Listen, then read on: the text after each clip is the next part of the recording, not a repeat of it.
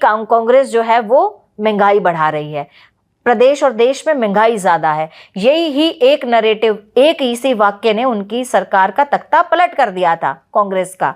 हमारी सरकार आने के बाद 2014 आने के बाद मेरा भी रोल परिवर्तन हुआ, मैंने भी राजनीति ज्वाइन की और राजनीति में आने के बाद जब मैंने एक अच्छी पार्टी का चयन किया, मैंने देखा कि नरेंद्र मोदी जी के नेतृत्व में भ्रष्टाचार सबसे पहले खत्म किया गया। कांग्रेस के समय में सरकारी स्कूलों में टीचर नहीं जाते थे, कांग्रेस के समय में आंगनबाड़ी सेंटर्स वर्कर नहीं मिलते थे।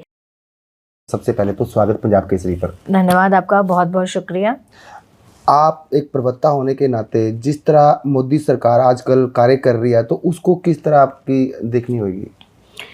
देखिए, मोदी सरकार बहुत ही उम्दा तरीके से चल रही है। भारत में 2014 से केंद्र में माननीय नरेंद्र मोदी जी ने जब से नेतृत्व संभाला है, तब से भारत हर क्षेत्र में प्रगति पर है। सबसे पहले तो मैं आपको बता दूं, अंतर्राष्ट्रीय स्तर पर भारत की साख को माननीय नरेंद्र मोदी जी ने बढ़ाया है।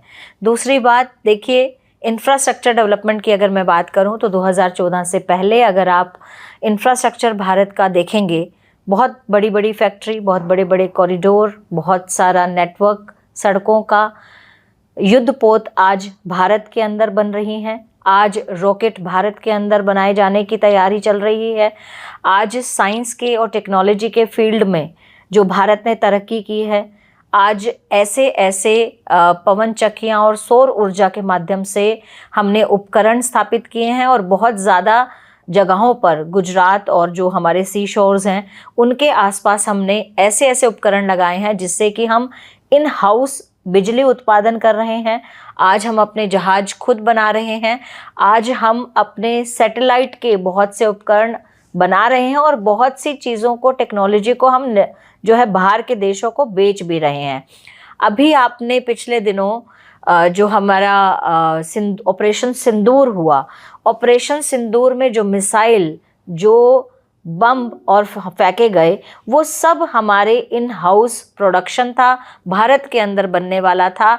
ये एक दिन का काम नहीं है, ये चुटकी बजाकर होने वाला काम नहीं है, ये काम है साल दर साल उस पर इन्वेस्ट करने का, जो माननीय नरेंद्र मोदी जी ने पिछले 11 वर्षों से ये इन्वेस्टमेंट की है। और भारत के इंफ्रास्ट्रक्चर और भारत को मजबूती देने के साथ साथ जो भारत के जन कल्याण और गरीब कल्याण के जो काम है, उस विषय में अंत्योदय के भाव के साथ माननीय नरेंद्र मोदी जी की सरकार उनके नेतृत्व में निरंतर ऐसे प्रयास कर रही है जिससे भ्रष्टाचार उन्मूलन हो सके, भ्रष्टाचार को जड़ से मिटाया जा सके। ट्रांसपेरेंट सरकार बनाने के लिए हमारा जो सीधा जो हमारे बेनिफिशरीज हैं उनके साथ में जो संपर्क है ऑनलाइन, चाहे वो पोर्टल हो, चाहे वो उनकी डायरेक्ट पेमेंट हो, तो गरीब के पास में पैसा उनके अकाउंट में जा रहा है। पुरानी सरकारों के समय में आप भी उस सरकारों को देख चुके हो, देखने वाले सुनने वाले दर्शक भी देख चुके हैं, वो बात सब जानते हैं कि पुराने समय में सरकार जब किसी बेनिफिशरी को पैसा भेजते थे तो दलालों की सरकार हुआ करती थी। बीच में ऐसे दलाल हुआ करते थे जो अपना कट रख कर आगे भेजते थे। अंत में बेनिफिशरी के पास, लाभार्थी के पास में चंद रुपए पहुंचते थे, पूरा लाभ नहीं पहुंचता था। बहुत से ऐसे किस्से आपको ध्यान होंगे जब पेंशनर बुजुर्ग व्यक्ति घर से उठा नहीं जा सकता, उनसे चला नहीं जा सकता, उनका कोई साथी नहीं है उनको जहाँ पर वितरण होता था पेंशन का वहाँ तक जाने का, लेकिन उनके जाने से कई घंटे पहले नकली अंगूठा लगाकर रजिस्टर में उनकी पेंशन को हथिया लेते थे दलाल। बहुत से ऐसे व्यक्ति जो जिनकी मृत्यु हो चुकी थी, भ्रष्टाचार को करते हुए दलाल क्या करते थे, उनकी पेंशन सालों सालों तक लेते रहते थे। राशन कार्ड बनवाना इतना मुश्किल काम था, कोई भी आईडी प्रूफ बनाना इतना मुश्किल काम था। ऐसे ही जन कल्याण, गरीब कल्याण के काम नरेंद्र मोदी जी ने किए।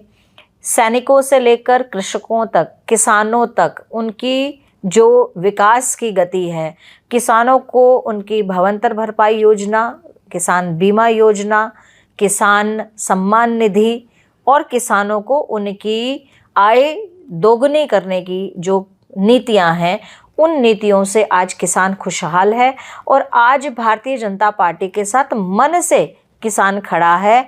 विपक्ष किसी भी तरह का नरेटिव सेट करे, विपक्ष किसी भी तरह की अराजकता फैलाने का काम करे, हर बार विपक्ष की अराजकता फैलाने की नीतियों का खंडन भारत की जनता ने किया है। और मैं बहुत खुश होती हूँ जब मैं ये बात बोलती हूँ कि भारत की जनता नरेंद्र मोदी जी को एक देवता, एक भगवान के रूप में देखती है। और भारत के बच्चे, महिलाएं, बूढ़ी माएँ, भारत के युवा, ये सब भारत के प्रधानमंत्री नरेंद्र मोदी जी से प्रेम करते हैं, स्नेह करते हैं। और ये स्नेह ही है उनका कि उन्होंने तीसरी बार भारत की कमान को नरेंद्र मोदी जी के हाथ में दिया है, मेरा ये मानना है। नेहा जी, आपने बात करी है, एक तो निजीकरण की हम बात करेंगे, तीखा रहेगा सवाल थोड़ा, जिससे कि निजीकरण को लेकर लोग बहुत ज़्यादा परेशान हैं। क्योंकि जो प्राइवेट है, अगर हम करें बात आंगनबाड़ी वर्करों की, तो यहाँ पे महिला होने के नाते, या फिर बीते दिन भी एक धरना दिया गया था CITU की तरफ से कि वो जो महिलाएं होती है उनको प्रॉपर तरीके से सुविधा नहीं मिल पाती, तो उसको कैसे देखते हो आप? आपने प्रश्न किया है, मेरे उत्तर सुनना भी आपको पूरा समय देना पड़ेगा। देखिए, मैंने 2005 से लेकर 2013 तक दूरदर्शन की तरफ से भारत निर्माण कार्यक्रम का संचालन किया, जिसमें सेंट्रल गवर्नमेंट के फ्लैगशिप प्रोग्राम को कवर किया जाता था।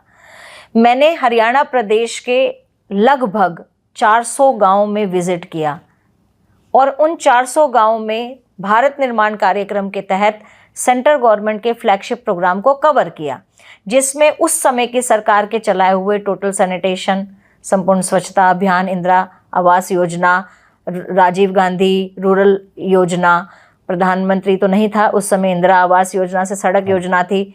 इसी तरह से हमारे वहाँ पर आंगनवाड़ी वर्कर्स का समेकित बाल विकास योजना, मुझे आज भी उन योजनाओं के नाम याद हैं। देखिए, समेकित बाल विकास योजना के तहत जब भी हम आंगनवाड़ी सेंटर्स में गए, इंस्पेक्शन के दौरान हमें ये पाया गया, सबकी जो गांव वालों की शिकायत होती थी ऑफ द कैमरा, वो ये थी कि आंगनवाड़ी में जब भी बच्चों को छोड़ने आते हैं, आंगनवाड़ी वर्कर नहीं मिलती हैं। आंगनवाड़ी वर्कर्स की और हेल्पर्स की शिकायत क्या थी? उनको चंद रुपए दिए जाते थे, 1500 रुपये कुछ दिए जाते थे आंगनवाड़ी वर्कर्स को, और हेल्पर्स को 800 रुपये प्रति माह दिया जाता था। उतने अमाउंट में 2005 से 2013 में महंगाई बहुत ज़्यादा थी। और आप भी जानते हैं कि उस समय की कांग्रेस की सरकार की खिलाफत केवल और केवल इस बात के पर हुई थी कि कांग्रेस जो है वो महंगाई बढ़ा रही है, प्रदेश और देश में महंगाई ज़्यादा है। यही ही एक नरेटिव, एक इसी वाक्य ने उनकी सरकार का तख्ता पलट कर दिया था कांग्रेस का। और आंगनवाड़ी वर्कर्स के पास में इतनी सुविधाएं नहीं थी, राशन समय पर नहीं पहुंचता था, राशन जो पहुंचता था उसकी क्वालिटी बिल्कुल खराब होती थी। हमारी सरकार आने के बाद, 2014 आने के बाद मेरा भी रोल परिवर्तन हुआ, मैंने भी राजनीति ज्वाइन की। और राजनीति में आने के बाद जब मैंने एक अच्छी पार्टी का चयन किया, मैंने देखा कि नरेंद्र मोदी जी के नेतृत्व में भ्रष्टाचार सबसे पहले खत्म किया गया। आंगनवाड़ी सेंटर्स में स्वच्छ अनाज उपलब्ध कराया गया। उसके बाद का परिवर्तन देखिए, हम रुके नहीं वहाँ पर, हमने ऐसे ऐसे अनाज को वहाँ पर पहुँचाया, जैसे मिलेट्स, जैसे मिल्क, जैसे शक्कर, गुड़, हमने खिचड़ी का प्रावधान किया, हमने खीर का प्रावधान किया, हमने मिल्क का प्रावधान किया, मिल्क भी उनको मिलता है, पाउडर मिल्क। हमने ऐसी ऐसी चीज़ों का प्रावधान किया जिससे एक तो उनकी अपडेशन की, दूसरी बात जो आंगनवाड़ी सेंटर्स थे जो जीर्णहीन हालत में थे उनको हमने नया बनवाया। कई जगह पर ये काम अभी भी जारी है। और सबसे महत्वपूर्ण काम, हमने आंगनवाड़ी सेंटर वर्कर जो थी और हेल्पर थी उनको 1500 से 15,000 नहीं 18,000 तक पहुंचाया। हमने 800 रुपये जो आंगनवाड़ी हेल्पर्स की तनख्वाह थी, केवल इतने कम समय के अंतराल में उनको आज हमने 8,8500 तक पहुंचाया। ये बहुत बड़ा परिवर्तन है, ये बहुत बड़ा परिवर्तन है। हरियाणा प्रदेश की जनता को ही नहीं, देश की जनता को ये परिवर्तन पहचानने चाहिए। अब मैं बात करती हूँ आंगनवाड़ी वर्कर्स की। एक बहुत बड़ी, जो आपने कहा कि हम ऑनलाइन डिजिटाइज क्यों कर रहे हैं सब कुछ, जब भी गांव वालों की शिकायत हमारे पास मिलती थी, कांग्रेस के समय हमें देखने को मिला कि आंगनवाड़ी वर्कर्स हेल्पर्स नहीं जाते थे समय पर, गए तो राशन वितरण कर कर वापस घर आ गए। हमेशा आंगनवाड़ी सेंटर्स पर ताला मिलता था।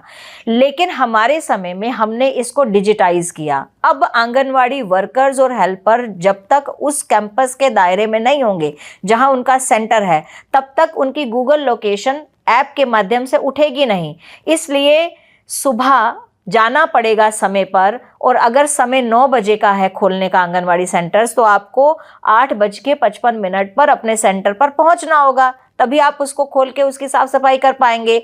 गूगल लोकेशन तभी की आएगी, गूगल टाइमिंग तभी की आएगी, टाइमिंग तभी आएगी। इससे क्या है, हमने सुनिश्चित कराया कि हमारे वर्कर्स अपना काम, सरकारी कर्मचारी होने के नाते अपना काम समय पर कर रहे हैं और लोगों के लिए सुविधा देने के लिए उपलब्ध हो रहे हैं, जिसके लिए उनको पैसा दिया जाता है, जिसके लिए उनको तनख्वाह दी जाती है।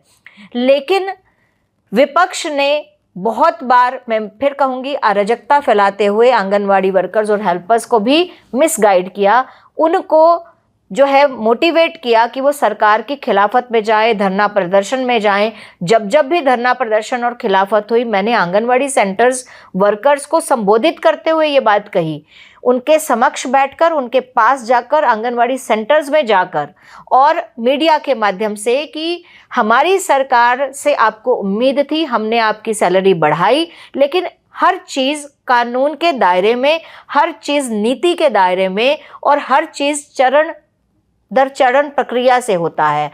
800 रुपये से हम उनको 80,000 पर नहीं पहुंचा सकते और 1500 रुपये से हमें उनको 1.5 लाख तक नहीं पहुंचा सकते। ये एक प्रक्रिया है जो समय के अनुसार होगी। जब हमने 800 से उनको 8,500 तक पहुंचा दिया और 1500 रुपये से 15,000 तक पहुंचा दिया, 18,000 तक पहुंचा दिया, तो ये काम भी हम ही करेंगे कि आपको एक जो इतना नीति सम्मत अमाउंट मिले कि आप अच्छी तरह से अपनी नौकरी को कर पाएं। लेकिन कर्मचारी अपनी नौकरी से भागे, अपनी जिम्मेदारी से भागे, अपने कर्तव्य से भागे, जिसके लिए उसको रोजी रोटी मिल रही है, वो भी हमने सुनिश्चित कराने का काम किया, जो कि कांग्रेस के समय में, आज ये देखने और सुनने वाले दर्शक इस बात पर हामी भरेंगे कि कांग्रेस के समय में सरकारी स्कूलों में टीचर नहीं जाते थे, कांग्रेस के समय में आंगनवाड़ी सेंटर्स वर्कर नहीं मिलते थे। लेकिन आज जब हम लोगों के लिए इतना प्रयास कर रहे हैं, लोग हमें पसंद कर रहे हैं, लोग हमें इस बात के लिए अप्रिशिएट कर रहे हैं, बधाई दे रहे हैं, लेकिन विपक्ष के जो कार्यकर्ता हैं वो अज्ञानता के कारण, वो नासमझी के कारण किसी भी स्कीम को, किसी भी विषय को वो राजनीति तौर पर तो तुष्टीकरण की राजनीति में आंकते हैं, लेकिन उसके आगे और पीछे के, जिसको हम प्रॉन्स एंड कॉन्स कहते हैं, उसके आधार पर उसे तुलना नहीं करते हैं। अगर तुलना करेंगे तो मुझे लगता है कि बहुत से कांग्रेसी, बहुत से इनेलो के लोग आज हमारी सरकार में, हमारी पार्टी में शामिल नहीं होते। हमारी नीतियों को देखकर, माननीय प्रधानमंत्री नरेंद्र मोदी जी के नेतृत्व को, माननीय नायब सिंह सैनी जी के, मोहनलाल बडोली जी के नेतृत्व को देखकर आज वो भारतीय जनता पार्टी में शामिल हो चुके हैं। आप देखते हैं एक बाढ़ सी आ जाती है हर चुनाव से पहले। 2014 में बाढ़ आई, उसके बाद 19 में आई, दूसरी पार्टियों के वर्कर्स ने पार्टियां छोड़ के भारतीय जनता पार्टी की नीतियों के साथ अपना समर्थन दिखाया। उसके बाद 2024 के चुनाव में भी देखा आपने कि बहुत सी संख्या में दूसरी पार्टियों के कार्यकर्ता हमारी पार्टी में शामिल हुए। तो मुझे लगता है कि हम नीति निर्माण अच्छी करते हैं, नीति निर्माण के बाद नीति का क्रियान्वयन बहुत अच्छा करते हैं और नरेंद्र मोदी जी के नेतृत्व में हम आगे भी ऐसे बढ़ते जाएंगे। नेहा जी, आपने बात करी करप्शन की, तो अगर हम बात करें करप्शन में, जिस तरह पंचकुला की बात करें हम या पूरे हरियाणा प्रदेश की बात करें, तो सबसे ज़्यादा मामले देखने को मिलते कई बार करप्शन की, रिश्वत लेने की हो या गैंगवार की हो, तो उसको कैसे देखते हो आप? देखिए, जितने भी करप्शन के मामले आए, मैं आपसे एक प्रश्न पूछती हूँ, जितने भी करप्शन के मामले आए, क्या उन करप्शन के मामलों में सरकार ने चुप्पी साधी? नहीं, कार्रवाई करी है, कार्रवाई की है। आप मानते हैं ये बात? कार्रवाई आपने कवर भी की होगी, आपने अपने माध्यम से पंजाब केसरी के दर्शकों को दिखाया होगा कि हरियाणा सरकार ने इस ऑफिसर पर, जिसकी हाई रैंक है या उसकी किसी भी क्लास का ऑफिसर है, हर अधिकारी पर जो मामला उजागर हुआ, उसकी जांच हुई, एसआईटी तुरंत गठित की गई। जांच होने के बाद जो भी संगीन संदिग्ध मामला पाया गया, उस पर कानून सम्मत जो है रिएक्शन, कार्रवाई हमारी सरकार ने की है। तो आप इस बात पर क्या कहेंगे? मैं जनता से ये बात पूछना चाहती हूं कि जो सरकार ऐसे मामले उजागर होने के बाद तुरंत प्रभाव से कार्रवाई करे, उसको आप सही सरकार मानेंगे या नहीं मानेंगे। दूसरी बात गैंग वॉर की, आज लगभग 200 से ज़्यादा नामचित गिरोह के मालिक सरगना जो है विदेश में बैठे हुए हैं, उनको नाम समेत पकड़कर लाने का, वापस अपनी धरती पर लाने का और हरियाणा में उनको लाकर उनकी कानूनी प्रक्रिया जारी करने का काम माननीय नरेंद्र मोदी जी की नेतृत्व में, माननीय नायब सिंह सैनी जी के नेतृत्व में संभव हो पाया है। आप सरकार को गलत मानेंगे या सही? एक टाइम था, कांग्रेस की सरकार थी, गैंग वॉर की सरकार मानी जाती थी, गैंगस्टरों की सरकार मानी जाती थी और एनकाउंटर की सरकार मानी जाती थी। बड़े चौड़े सीने से, बड़े गरज कर कांग्रेसी ये बात कहते थे कि हमारी सरकार एनकाउंटर स्पेशलिस्ट सरकार है। उनके समय में एनकाउंटर होते थे। एनकाउंटर किसके होंगे, मैं आपसे प्रश्न पूछना चाहती हूँ। इसका मतलब गैंग्स हैं, गैंग वॉर करने वाले गुंडे हैं, गुंडों की सरकार। उनके समय में गुंडे बहुत ज़्यादा एक्टिव थे, तभी तो आप उनका एनकाउंटर करने के लिए तैयार हुए। आज जो नशा बेचने वाले जो आरोपी हैं, दोषी हैं, उनकी जितनी भी ज़मीन, उनकी जितनी भी प्रॉपर्टी है, उसको कुर्क करने का काम किसने किया? आज इतने ज़्यादा अवैध शराब के जो धंधा करने वाले लोग थे, उनको पकड़ने का काम किसने किया? अपराधियों को निरंतर पकड़ने का काम किसने किया? कोई भी घटना अगर घटित हो गई, मैं मानती हूँ कि सरकार आगे आने वाले समय में हमारे लिए सुरक्षा और मुहैया कराएगी। मुझे पूरा यकीन है मेरे मुख्यमंत्री नायब सिंह सैनी जी की नीतियों पर। और जो भी घटना हुई, उस घटना पर भी अपराधियों को तुरंत पकड़ के कार्रवाई की गई। कोई भी ऐसी घटना नहीं है जिस पर एक्टिव एक्शन ना लिया गया हो। जो कानून की प्रक्रिया है, जितना समय कानून के दायरे में लगता है उतना हमने लिया। हमारा पुलिस विभाग जो है वो मुस्तैदी से काम कर रहा है, मेरा मानना है, और मुझे लगता है कि हरियाणा प्रदेश का भी मानना है, तभी हमें तीसरी बार सरकार का मौका दिया। हमारी सरकार के समय में आम जनमानस सुरक्षित महसूस करता है, भ्रष्टाचार के खिलाफ अगर आवाज़ उठाता है तो उस पर कार्रवाई होते हुए भी देखता है। अगर हम नेहा जी बात करें, बीते दिनों एक 400 करोड़ का बजट को लेकर यहाँ पे दिखाया गया, पंचकूला में प्रेस वार्ता भी की गई, उस पर विपक्ष ने सवाल उठाया है कि वो सिर्फ 400 करोड़ कागजों तक ही रह गया। तो ग्राउंड लेवल पर हमें दिखाएं कि कहां पर 400 करोड़ लिया। मेयर द्वारा एक प्रेस वार्ता भी की गई, पूरे बीजेपी के कार्यकर्ता और महिला शक्ति पूरी वहां पर पहुंची थी, तो उसको कैसे देखते हो आप? देखिए, ये मामला पिछले दिनों सामने आया था, बिल्कुल आया था। और अगर एक प्रेस कॉन्फ्रेंस विपक्ष करता है जिसमें वो कहता है कि 400 करोड़ का घोटाला हुआ, उसका जवाब तो तुरंत ही मिल गया ना। जब मेयर पंचकुला ने ये आवाज़ उठाई कि आप हमारे सामने आइए, वो लाइए, कागज़ लाइए, बैठ के चर्चा करते हैं, देखते हैं, उसको पड़ताल करते हैं। जब आप पड़ताल के लिए वो कागज़ पेश नहीं कर रहे हैं तो उस मुद्दे को मुझे लगता है मीडिया में उठाना भी नहीं चाहिए। ये मानहानि का दावा भी हो सकता है उनके ऊपर, क्योंकि जब तक आपके पास में कोई भी प्रूफ नहीं है, जब तक आपके पास में कोई भी प्रूफ कागज नहीं है, आप भ्रम फैलाने का काम कर रहे हैं। और ऐसा भ्रम फैलाकर आप अपनी सरकार वापस नहीं ला सकते, आप अपने ऊपर जनता का विश्वास नहीं ला सकते। और मैं एक और यहाँ पर बात कहूँगी कि किसी भी तरह का कोई भी मामला हमारी सरकार के सामने आया है, कानूनी प्रक्रिया में जो समय लगता है वो समय तो लगेगा, लेकिन हमारी सरकार ने निष्पक्ष जांच करवाई है, निष्पक्ष फैसले लिए हैं। ऊपर से कई बार आदेश आ जाते हैं, नीचे स्तर पे काम किस तरह हो रहा है, लेकिन जिस तरह लोग भी देखते हैं, लोगों के कई बार भी रहता है कि यहाँ पर काम यहाँ पर नहीं हुआ। मैंने बात करी थी आपको, थोड़ी सी पंचकुला की हम बात करेंगे। तो पंचकुला में अगर बात करें तो पंचकुला को कैसे देखते हो? कहीं ना कहीं थोड़ा सा पंचकुला पिछड़ चुका है सफाई के मामले में। केवल सफाई के मामले में सफाई भी करनी, और भी कई ऐसी है, मतलब गाय की बात करें या फिर सीट डॉग की बात करें तो काफ़ी ज़्यादा मतलब यहाँ पे कार्य को लेकर लोग भी इस चीज़ को लेकर देख के हैरान है कि कई बार बजट पास हो चुका, कई बार प्रेस वार्ता रखी गई, कई बार अहम मीटिंग रखी गई, लेकिन वो वहीं की वहीं रह जाती है। इसको कैसे देखते हो आप? देखिए, कोई विषय अगर लोकल स्तर पर पंचकुला में ऐसा है तो मुझे लगता है कि हमसे अछूता नहीं होगा। वो विषय सरकार के सामने है, क्योंकि हर विधानसभा की अगर 360 डिग्री पर देखी जाए तो समस्याएं एक ही सरकार के कार्यकाल में संपूर्ण नहीं हो पाती हैं। ये आप भी देखते आए हैं, आप पुराने जर्नलिस्ट हैं। और मेरा ये मानना है कि हर एक क्षेत्र को लेकर जो काम किया जाता है वो ज़रूरी है कि आप एक क्षेत्र लें, उसे परफेक्ट करें और उसके बाद दूसरे क्षेत्र पर जाएं। जहां तक बात है स्ट्रीट डॉग और गऊ की, तो हमारी सरकार ने 400 करोड़ से ज़्यादा का बजट, और इस बार तो अभी बजट आने वाला है, इस बार भी गो संवर्धन संरक्षण के लिए हमारे जो है बजट पास होगा और निरंतर हम इस पर प्रयासरत हैं।